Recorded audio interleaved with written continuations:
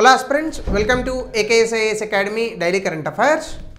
So ముందుగా నేను ఇచ్చినటువంటి క్వశ్చన్లో కనుక మనం చూస్తే ఆల్ ద స్టేట్మెంట్స్ 1, 2, 3, 4, 5, 6 ఇవన్నీ కరెక్టే. అంటే responsible for bringing dynamic changes on the surface of the earth ఎలాగో చూద్దాం. ఎలక్ట్రోమాగ్నెటిక్ రేడియేషన్ వల్ల డెఫినెట్గా డైనమిక్ చేంజెస్ వస్తాయి. అట్మాస్ఫియరికల్గా చాలా మార్పులు వస్తాయి. జియోథర్మల్ ఎనర్జీ ఎస్ దీనివల్ల కూడా అవుతుంది. గ్రావిటేషనల్ ఫోర్స్ ఆబ్వియస్గా. So plate tectonic movements continents ఏర్పడతాయి. రొటేషన్ ఆఫ్ ద ఎర్త్ బట్టి మనకి సీజన్స్ వస్తాయి. Revolution of the earth. So these are all the things. కాబట్టి dynamic changes on the surface of the earth ఏవి responsible? All are responsible. So before we go to the session, if you are looking for UPSC admissions and Group 1 and Group 2 in both mediums of Telugu and English for Telangana and Andhra Pradesh, మీకు ఏ వివరాలు కావాలన్నా కింద నెంబర్కి call చేయండి.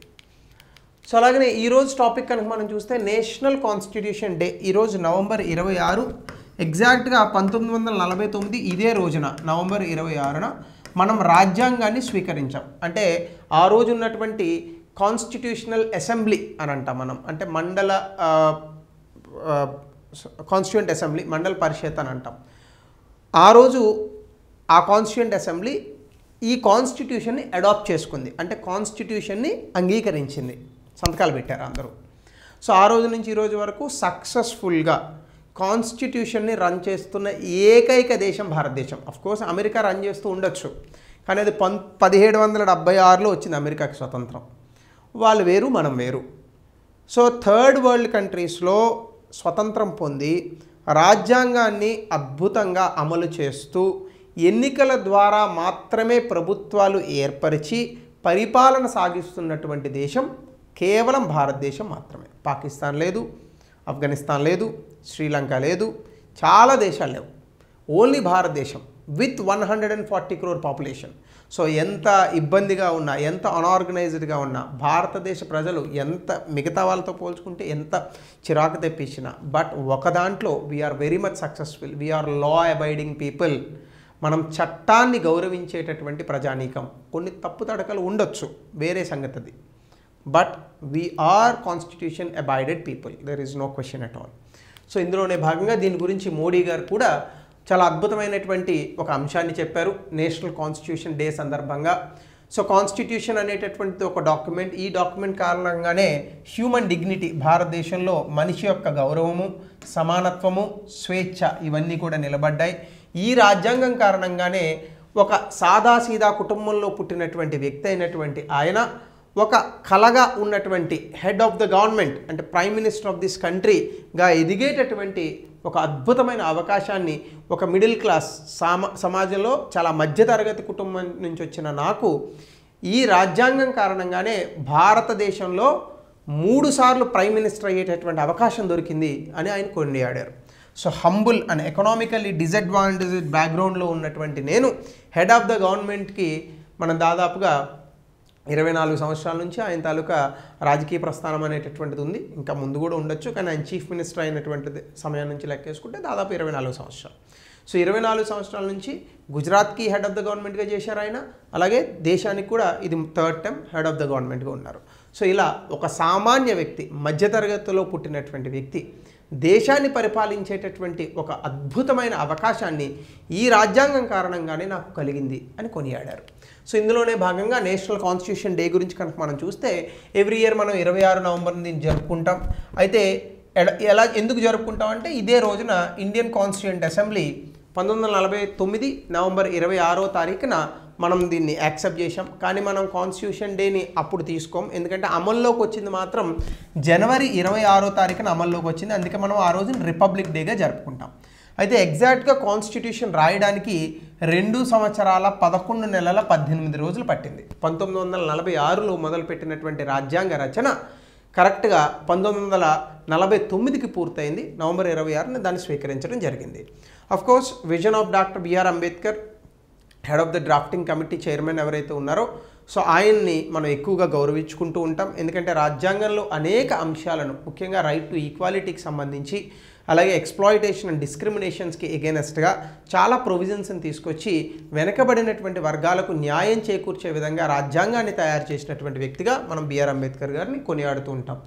Big hats off to that personality. ఎందుకంటే ఈ రోజుల్లో internet ఎరాలో chat జీపీటీలు, గూగుల్లో ఉన్నటువంటి రోజుల్లో ఈ యొక్క ఈక్వాలిటీ గురించి మాట్లాడడం వేరు. వివక్షకి గురవుతున్నటువంటి సమయంలో ఆ రోజున మాట్లాడి ఫ్యూచర్లో రాబోయేటటువంటి భవిష్యత్తులో రాబోయేటటువంటి వ్యక్తులకు ఈ యొక్క అస్పృశ్యత అనేటటువంటిది వాళ్ళ జీవన సరళిలో భాగంగా ఇది అడ్డుకట్ట కాకూడదు. ఖచ్చితంగా ఈ యొక్క రాజ్యాంగం ద్వారానే మనం సమానత్వం అనేటటువంటి ఒక సూత్రాన్ని తీసుకురావాలి అని నమ్మినటువంటి వ్యక్తి. సో అది అప్పుడు రావడం అనేటటువంటి చాలా గొప్ప విషయం. సో కాబట్టి అట్లానే మనకి కాన్స్టిట్యూషనల్ వాల్యూస్, ఈ రాజ్యాంగ దినోత్సవం ఎందుకు జరుపుకుంటామంటే రాజ్యాంగం మనకి అనేక విలువలను చెప్తుంది, అనేక హక్కులను ఇస్తుంది, అనేక బాధ్యతలను కూడా ఇస్తుంది. ఇవన్నీ కూడా మనం చెప్తూ ప్రజానీకాన్ని ప్రజాస్వామ్యం వైపు మరలిచ్చేటటువంటి విధంగా ఈ యొక్క నేషనల్ కాన్స్టిట్యూషన్ డే మనకు ఉపయోగపడుతుంది. హిస్టరీ కనుక మనం చూస్తే అఫీషియల్గా నేషనల్ కాన్స్టిట్యూషన్ డే 1949 నుంచి మనం జరపలా, 2015 నుంచి మాత్రమే బీజేపీ ప్రభుత్వం ఎన్నికైన తర్వాత దీన్ని అఫీషియల్గా గుర్తించారు. సో అంతకుముందు మనకి లా డేగా అబ్జర్వ్ చేసేవాళ్ళు లీగల్ ఇన్స్టిట్యూషన్స్ ఎక్కువగా జరుపుకునే, అంటే ముఖ్యంగా హైకోర్టులు, సుప్రీంకోర్టు, డిస్ట్రిక్ట్ కోర్ట్స్ ఇక్కడ ఎక్కువగా కాన్స్టిట్యూషనల్ డేని జరిపేవారు. ఈరోజు కూడా తెలంగాణ హైకోర్టు అండ్ ఆంధ్రప్రదేశ్ హైకోర్టులో కాన్స్టిట్యూషన్ డేని జరిపారు. అయితే దీన్ని అంబేద్కర్ గారి 125th బర్త్ యానివర్సరీ దృష్టిలో ఉంచుకొని 2015లో దీన్ని నేషనల్ కాన్స్టిట్యూషన్ డేగా ప్రభుత్వం మార్చిందనమాట. మీ అందరికీ తెలుసు కాన్స్టిట్యూషన్ 26 నవంబర్ అడాప్ట్ చేసుకున్నాం, కానీ అమల్లోకి వచ్చింది మాత్రం జనవరి 26, దాన్నే రిపబ్లిక్ డే, గణతంత్ర దినోత్సవంగా జరుపుకుంటాం. అయితే కాన్స్టిట్యూషన్ డే తాలూకా సిగ్నిఫికెన్స్ ఏంటి అంటే భారతదేశం ప్రజాస్వామ్యబద్ధంగా కొన్ని విలువలకు కట్టుబడి ఉంది రాజ్యాంగం కారణంగా. ఏంటా విలువలు? ఒకటి ప్రజాస్వామ్యము, స్వేచ్ఛ, సమానత్వము, న్యాయము, సౌభ్రాతృత్వము. ఈ 5 విలువలకు మనం కట్టుబడి ఉన్నాం. అదే మనం ప్రియంబుల్లో కూడా చెప్తూ ఉంటాం, we the people of India solemnly resolve to constitute India into a democratic republic, ఇవన్నీ చెప్తూ ఉంటాం. అలాగనే సిటిజన్స్ ఎప్పుడూ కూడా ప్రాథమిక హక్కుల్ని వాడుకోవాలి, ఈ అంశాన్ని కూడా చెప్తూ ఉంటాం. అలాగే ప్రాథమిక హక్కులతో పాటు మనకి కొన్ని బాధ్యతలు కూడా ఉన్నాయి. సో ఫండమెంటల్ డ్యూటీస్ రూపంలో, అలాగే ప్రభుత్వాలు కూడా ఫాలో అవ్వాల్సినటువంటి కొన్ని సూత్రాలు ఉంటాయి. అవే రాష్ట్ర ఆదేశిక సూత్రాలు, direct principles of state policy from article 36 to 51 మనం చెప్తాం.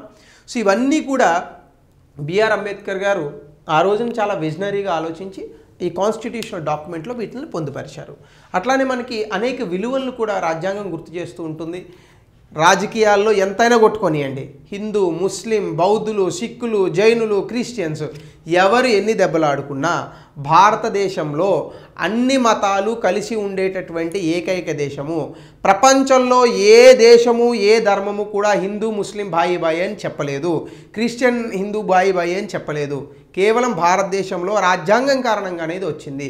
కాబట్టి ఎంతమంది అవునన్నా కాదన్నా భారతదేశంలో ముఖ్యంగా ఆన్ గ్రౌండ్ సెక్యులరిజమే ఉన్నది. ఎవరు ఎన్ని కమెంట్లైనా పెట్టుకోండి, మన యూట్యూబుల్లో ఇంకొకటి భారతదేశంలో అన్ని మతాలు కలిసి ఉండగలిగే ఏకైక దేశం భారతదేశమే, ఇంకే దేశం లేదు ప్రపంచంలో ఇంత హ్యాపీగా. సో సెక్యులరిజం, ఫెడరలిజం, అలాగనే ఫెడరలిజం అని అనగానే మనకి రాష్ట్ర ప్రభుత్వాలకు కూడా హక్కులు ఉంటాయి, బట్ కేంద్ర ప్రభుత్వం కూడా ఉంటుంది. సో మనది కొంచెం quasi federalism, not entirely fully federalism. అలాగే రూల్ ఆఫ్ లా, ఇది కొంచెం ఇంకా డెవలప్ అవ్వాల్సి ఉంది, బట్ ఆన్ పేపర్ అయితే మనకి రూల్ ఆఫ్ లా. అలాగే కాన్స్టిట్యూషనల్ సుప్రమసీ, అదే మీరు బ్రిటిష్లో కనుక చూస్తే వాళ్ళది పార్లమెంటరీ సుప్రమసీ, అంటే పార్లమెంటే సూపర్ ఉన్నట్లో అదే హైయెస్ట్ హైరార్కీ. భారతదేశంలో ఎగ్జిక్యూటివ్, జ్యుడిషియరీ అండ్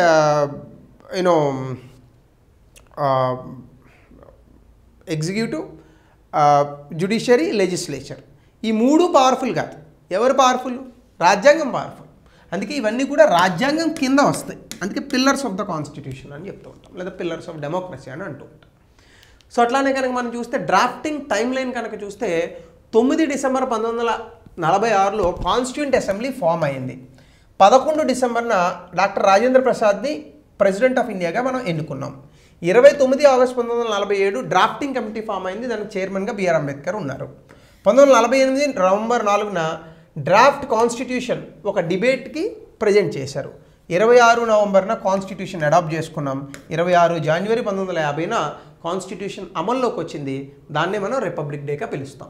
అయితే ఇందులో కొన్ని కోర్ కాన్స్టిట్యూషనల్ వాల్యూస్ ఉన్నాయి. ఒకటి జస్టిస్, అంటే సామాజిక న్యాయం ఉండాలి, ఆర్థిక న్యాయం ఉండాలి, రాజకీయ న్యాయం ఉండాలి. ఈ పొలిటికల్ జస్టిస్ అనేటటువంటిది మనకి ఫండమెంటల్ రైట్స్ ద్వారా వస్తుంది.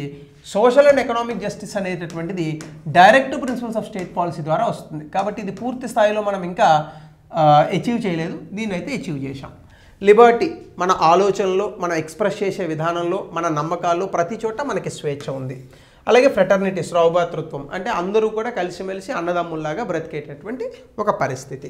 సెక్యులరిజం అంటే అసలు ప్రభుత్వానికి మతాలకి సంబంధం ఉండదు, అది సెక్యులరిజం తాలూకా డెఫినేషన్. కానీ భారతదేశంలో అన్ని మతాలను ప్రభుత్వం ఒకేలాగా చూస్తుంది. ఇక్కడ వెస్ట్రన్ సెక్యులరిజం కాన్సెప్ట్ కాదు.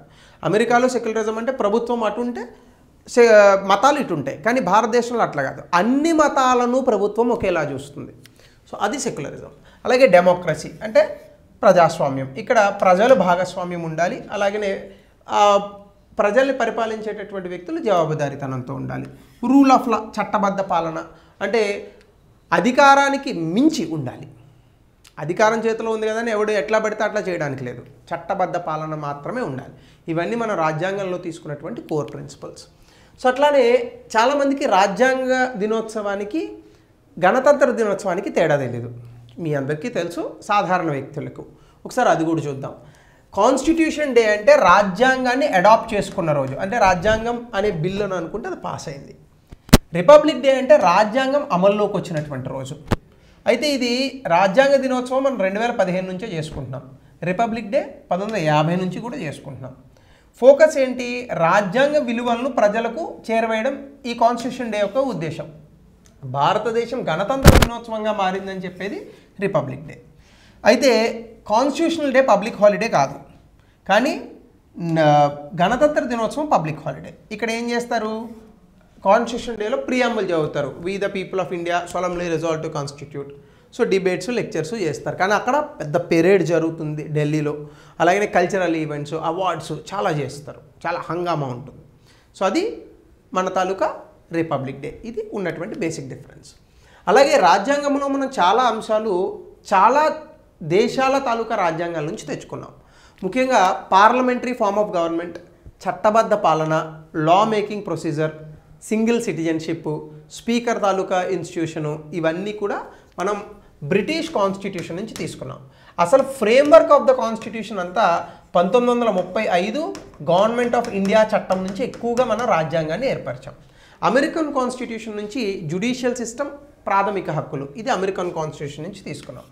అలాగే ఫెడరల్ సిస్టము, ఇది కెనడియన్ కాన్స్టిట్యూషన్ నుంచి తీసుకున్నాం. అలాగే ఐరిష్ కాన్స్టిట్యూషన్ అంటే ఐర్లాండ్ నుంచి డైరెక్ట్ ప్రిన్సిపల్స్, ప్రెసిడెంట్ని ఎలక్ట్ చేసుకోవడం, ఇది ఐరిష్ కాన్స్టిట్యూషన్ నుంచి. ఆస్ట్రేలియన్ కాన్స్టిట్యూషన్ నుంచి కాంకరెంట్ లిస్ట్, 7th షెడ్యూల్ కాన్సెప్ట్ని తీసుకున్నాం. అలాగే వీమర్ అంటే జర్మన్ కాన్స్టిట్యూషన్ నుంచి చాలామంది ఎమర్జెన్సీ ప్రొవిజన్స్ అంటారు, ఇది తప్పు. ఎమర్జెన్సీ ప్రొవిజన్స్ 1935 యాక్ట్ నుంచే తీసుకున్నాం.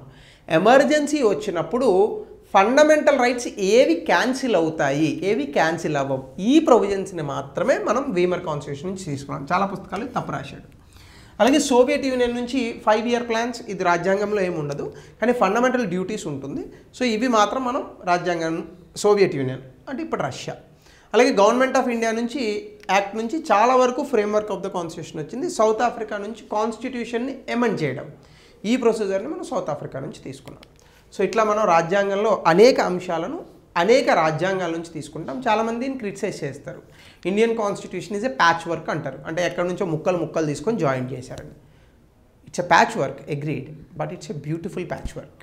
ఇది మనం గుర్తుపెట్టుకోవాలి. మన సమాజానికి తగ్గట్టుగా వాటిని మార్చాం. సో దీనికి రిలేటెడ్గా ఒక ప్రశ్న దయచేసి కమెంట్ సెక్షన్లో తెలపండి. It would have been difficult for the Constitution Assembly to complete its historical task of drafting the Constitution for independence in just 2 years, but for the experience gained with the Government of India Act. కేవలం ఈ చట్టం వల్లనే మనకి ఎక్కువగా రాజ్యాంగం వచ్చింది, కాబట్టి దీన్ని 200 పదాల్లో రాయండి. సో ఇది ఈరోజు జాతీయ రాజ్యాంగ దినోత్సవంకి సంబంధించి టాపిక్స్. సో మరొక కొత్త టాపిక్తో మనం రేపు కలుద్దాం. మీ అభిప్రాయాలను కూడా రాజ్యాంగం పైన దయచేసి కమెంట్ సెక్షన్లో పెట్టండి. So thank you, have a good day.